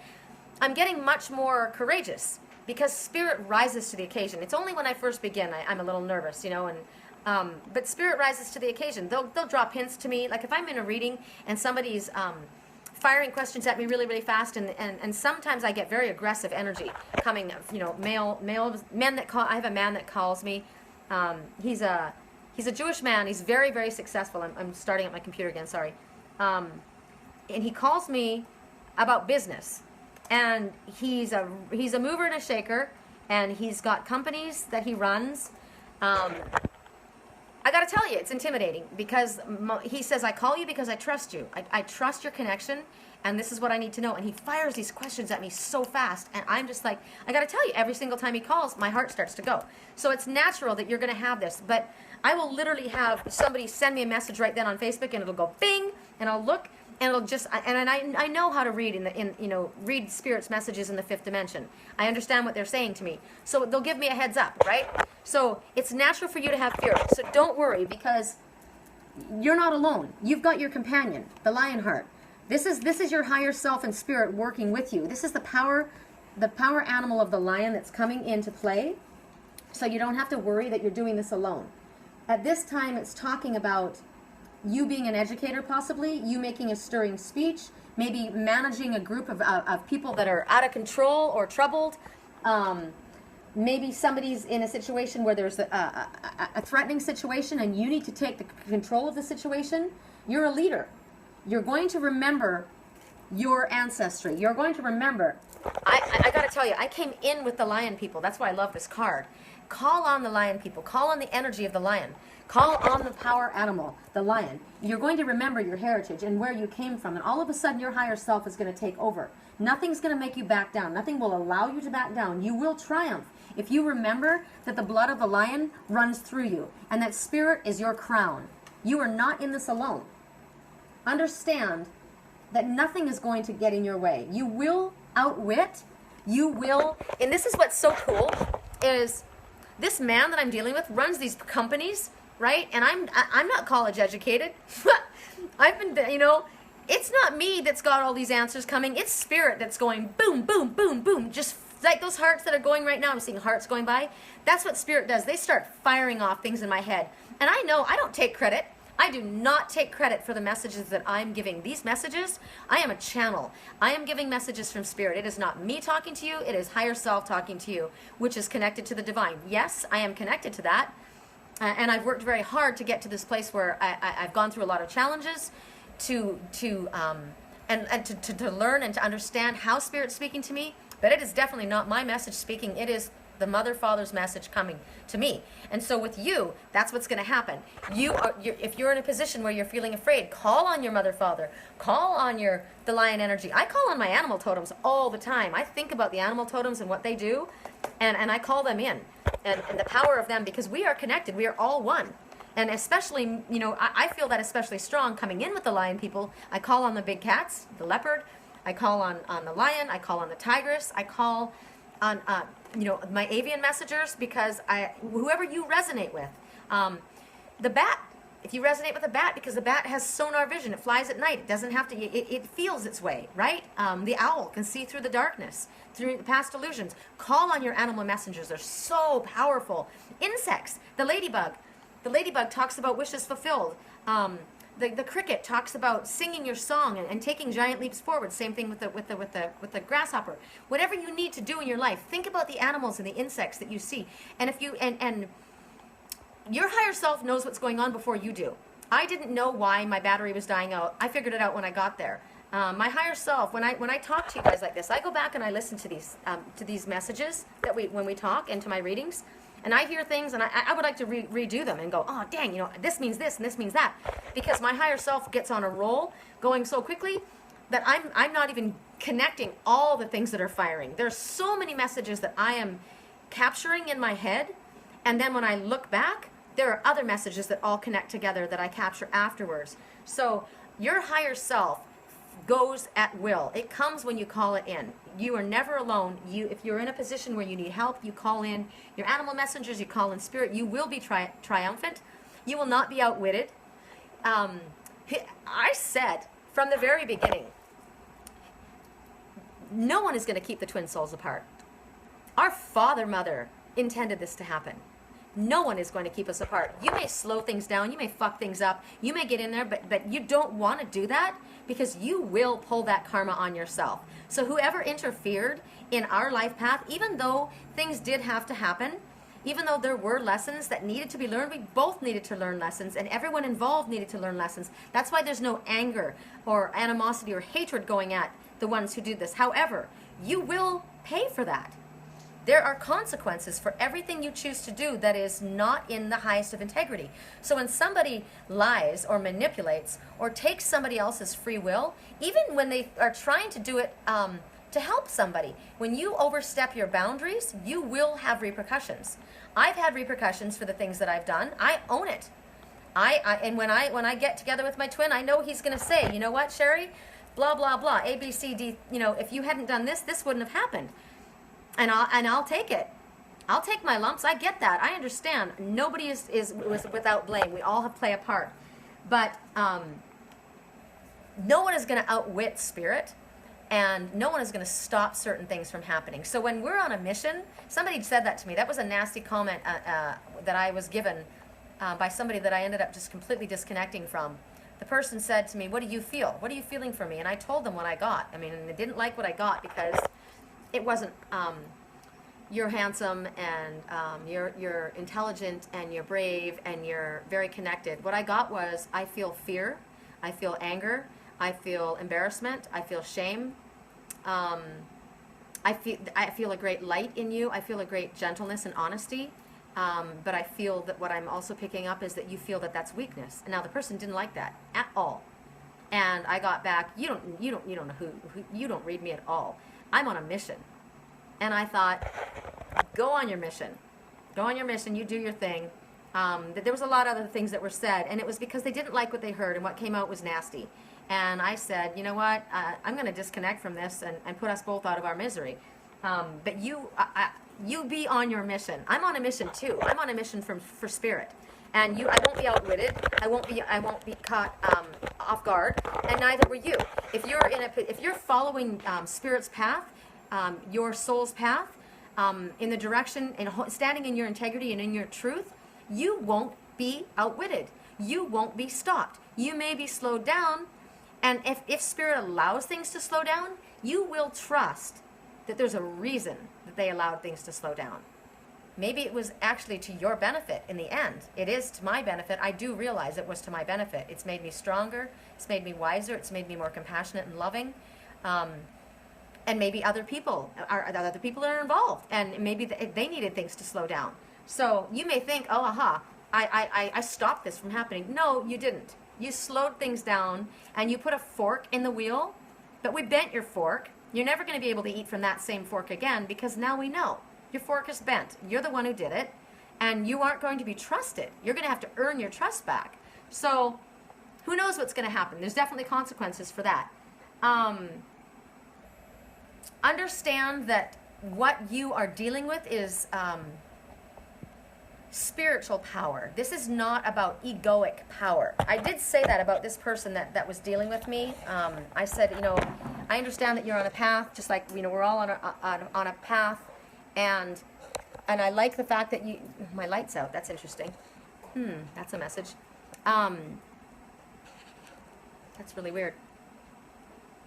Oh, my power's out. My whole power's out on that side of the house. That's interesting. Somebody blew a fuse. It got too hot, blew a fuse. Huh. I hit a chord. Somebody heard this. Somebody's watching. That's good. I'm glad you're watching. I'm sorry you don't like what you heard, but you know what? You had to hear it. So I said I like the fact that the messages that you send out are very powerful, self-empowerment, but they're very aggressive. They're very angry. That is not helpful. Anger is not helpful. It's great to say, because this is the person that said, they sent out a post that said, I have spiritual gifts, and I'm not afraid to use them, and I will fuck you up.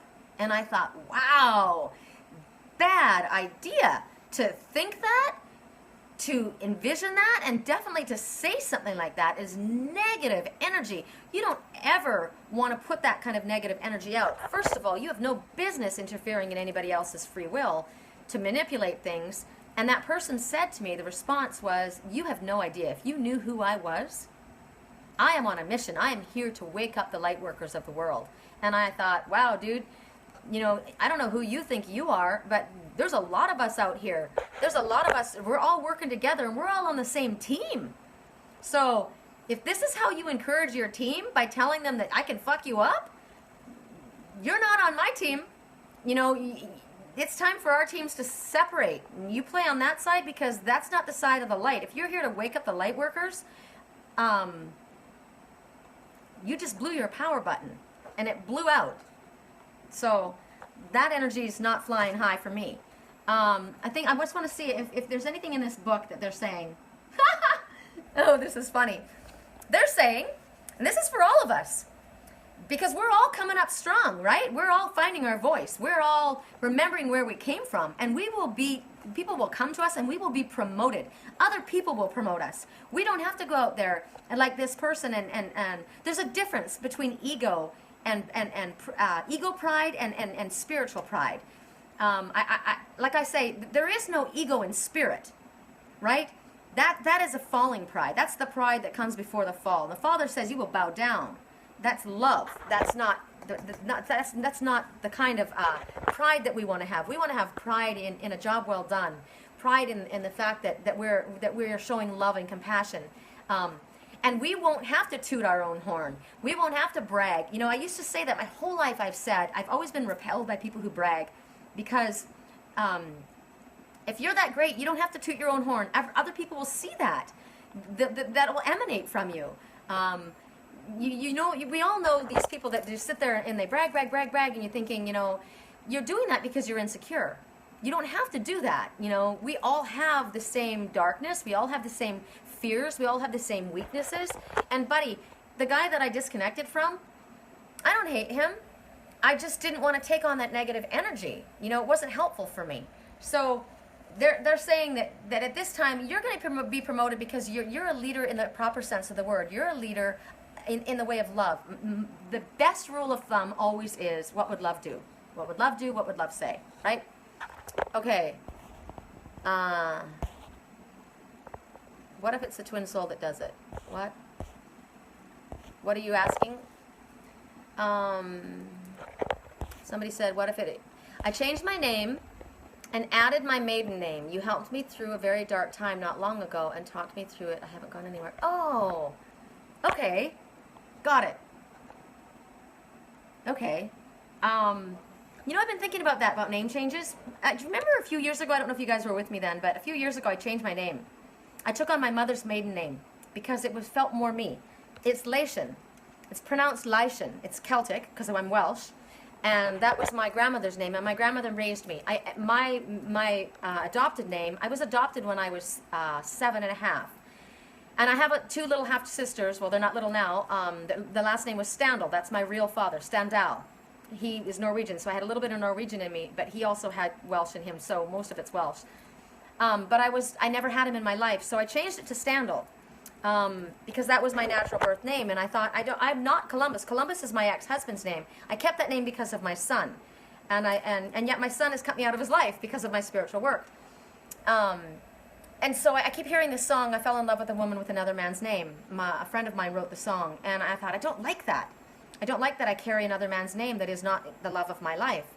And so Spirit said, would you be willing to change your name? And I said, yes. So I thought, what should I call myself? So I was going to call myself Standal, and I wrote it down on Facebook. I changed it literally. And then I decided, no, it can't be Standal because I don't resonate with that. I don't know him really well. I wrote my name that as a little girl. I did see that. But I related more to Laishan. Laishan was my cousin who is the Huckleberry Finn character, my grandmother who raised me. My mother's name was Laishan. So I was going to call myself Laishan. And I went down and I had all the papers drawn up. I paid the money. It was like $600 to have it done. And then right before I went to have it done, Spirit said, no, not yet. And I'm like, really? After I told everybody and after I paid the money? Sorry, I'm dropping my water bottle. It's like a thermos and it's metal. I'm trying to pick it up with my feet. And so I didn't do it. And they said, we just wanted to know if you would be willing to change your name. And I said, absolutely, I will change my name. I like the idea of keeping your maiden name and never changing it again. Now, my work, I'm going to be known as Sherry Columbus. I don't know, maybe I'm going to go incognito like you did, and maybe that's, maybe that's a good idea. Or maybe it'll be my stage name. I don't know. But I like the idea of having your own name and never changing it. I know that a lot of different cultures, the females don't change their last name. And then spiritual friends of mine just got married, and the man took her name. He took her name on. And I thought that was pretty cool, but it was her maiden name, not my. So I do realize that when I get married, wow, I'm getting married. I just stated that, when I get married. So I'm getting married. When I get married, I will take the name, and I don't know if it will be the love of my life's name, or if I will take my maiden name back. I don't know. I just know I'm changing my name from Columbus, so get ready for that. You're asking, what if the twin soul is the one who does the negativity and lies? What if he does? just because, and you know what? So many people are hung up on their twin soul. So many people think that they're in a twin soul relationship and they're not. Just because you're, and I'm not going to say that who you think was your twin soul is not, even though I don't think it was. That's not for me to say. That's only you can know that, because no one's going to tell me who my twin soul is. Only you will know that, but both of you will know that. There will be no doubt between the two of you. The two of you. You will both know that you are each other's twin. My twin knows he's my twin. He told me himself, you're my twin soul. We dream together every single night. I'm 100% connected. And if he and I believe he has lied. I believe he has lied, and there's lessons. And just because somebody's your twin soul, they're still wearing this human suit. They're still imperfect flesh, and they still have a fear, and they still have challenges. Telling lies is not one of my challenges. I'm a truth teller. It's very difficult for me when people do lie to me, but I'm also an Aries, and with that, I forgive very quickly, and I also understand. I've been through a lot of things. I've seen what my twin has been through. I've watched what he's been through and what has been done to him, and so I make not excuses. I make, what is the word? It starts with a C. Can't think of what it is right now. I'm getting so hot. I need to take off my shirt. And it's not for me to judge him. It's for me to love him unconditionally. And then also, just because somebody is you may be in a twin soul relationship doesn't mean that you're going to end up with them in this lifetime. This is my last incarnation, and his as well. We have been through many lifetimes together. I've seen them. Our last incarnation, the last lifetime, the last two that I saw, I was trying to get together, and I was misled, and I made the wrong decisions, and we didn't end up together. I died at the stake. I was burned at the stake because a friend of mine turned me in, and I wasn't able to help him. I wasn't able to save my twin. So in this lifetime, that's why my faith is so strong. I've been through this lifetime after lifetime, and this is my final go-round, and I will not fail this time. And I trust Spirit 100%, and that's why we are one. I call in this. I came in with the lion people this time, and I won't let go. And I'm not gonna. And whatever mistakes I've made, I'm calling in my true twin soul, in whatever it is. And the Father and Mother will make sure it happens. And I've been seen us come together, so I know it will happen. The lies or things that I've done, I'm sure I've hurt my twin. I know I've hurt my twin. Just because you love somebody doesn't mean you're not going to hurt them. Or just because you hurt someone doesn't mean you don't love them. And just because you love somebody doesn't mean you're going to stay with them forever. That's just the way it is. Everybody's situation is different. What? Your son took his wife's maiden name? Oh, how cool is that? Oh, Lorena. I know who you are now, goofball. L.A. Hamilton, that's hysterical. What is your moon and rising sign? I'm an Aries in a Pisces moon. So I am very aggressive, forward movement, but I'm very, very emotional, very connected to water. And my twin is a Pisces. And I wouldn't be surprised if he's an Aries moon. I don't know if he is or not. I just know he's a Pisces. So there's a lot of water in me. That's the emotional in me. And that's probably what makes Puff the Magic Dragon be not, her bark bigger than her bite. And that's also my connection to the moon, right? The Pisces moon. So anyway, that's it. We're good. I'm melting. I'm virtually melting in my house. It's so hot in here. I haven't left my house. I'm going to let you guys go. I think I did everything I was supposed to do, and this is probably a 3-hour discussion. But I love doing this with you guys. I would like to have a little bit more interaction. Oh, what? Nancy says, oh. Just oh? You're very welcome. Much love and light to you as well. I would do a solar meditation, but I already did it in our weekly reading. Thank you. We will talk soon. I hope that you're doing well. I know you've been going through a lot. We're all going through a lot. As I said in the weekly reading, I've been going through hell. It's not been fun. It's not been easy. You guys have watched me go through some of it, but you have not seen the darkest of me. I've kept that to myself. It's been very, very, very painful. And I know that something very, very beautiful is about to manifest. I have absolute faith in that. And I've been watching all of my clients that I've been working with that have been going through the same type of thing, one by one pair off and couple up and get engaged and get married and move forward. And here I am, Rapunzel in my tower. But I trust Spirit. I trust my Father, Mother. I trust. So I feel like I'm an example for you guys because I've worked with people who have been telling me that they were in twin soul relationships, and one by one they have broken, they've given up, gone on and married someone else and moved on with their life and literally left the whole thing. And I've watched that happen one by one, and I will not do that. I will not settle. I will not let go. I know it's the truth. And that's how you can tell it's the truth as well, and what's a true connection. You don't let go. I'm like a freaking pit bull holding on to a rope. I will not let go. I will not let go. He counts on me and I count on him, and he shows up. I don't know if you guys noticed in the messages and the readings that how everywhere I went I had a black cat show up that looked like a panther, even in harmony. Did you notice that? Everywhere I go the panther shows up. He's there. Whether he is in the physical, he is represented in spirit. He does not leave my side.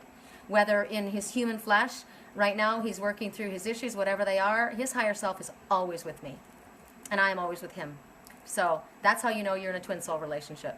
It's absolutely 100% unconditional love that no one is going to get in between. I hope. See, I just finished saying I hope so. I know he is. I know he's coming home. I think he already is home. He's shy. I miss him. I wish I could show you guys him. I wish I could show you him. You would understand. You could see his eyes. My grandson, have you guys seen my little grandson Trey with his crystal blue eyes? He reminds me of my grandson. You see those eyes and you know that that person has lived lifetimes. He's a very, very old soul. He is the ultimate wizard. He is my ultimate wizard. Randall showed up as a form of my wild man of the forest, but he is not him. When he shows up, he is 7 men in one. Go proud I am of him, and he's not even around. If he were to watch this, he would be like, okay, I'm in a relationship. No, I don't know that he is that. That's terrible. I shouldn't even have said that. God, I hope he's not. He is very beautiful, but he's beautiful in ways that I can't even express to you. But to me, he's the most beautiful man I've ever seen. I dreamed of him when I was a little girl. My cousin Garth, who was my first Huckleberry Finn, had dark hair and blue eyes and fairer skin, and he was tall and slim. And it's funny because I've been married and I've been in relationships with men that were extremely well built, very muscular, big men. And my twin is he's got a really nice body, but he's very slim and lean. He doesn't have, to me, he's perfection. And when I look in his eyes, I drown. I gotta stop this. I gotta get offline. Crystal blue eyes. Crystal blue eyes, my posts are of the same. These eyes are, when I look into his eyes, there's a lot of sadness in his eyes. That's why if there have been any lies told by him, it's absolutely would have been from protection. And I believe that he's trying to protect me, not that he's trying to protect himself. So it wasn't out of I don't think he has a mean bone in his body. I gotta stop. I love you guys. Thank you for coming here. It's been fun. I gotta go. I'll talk to you soon. Peace, love, and light.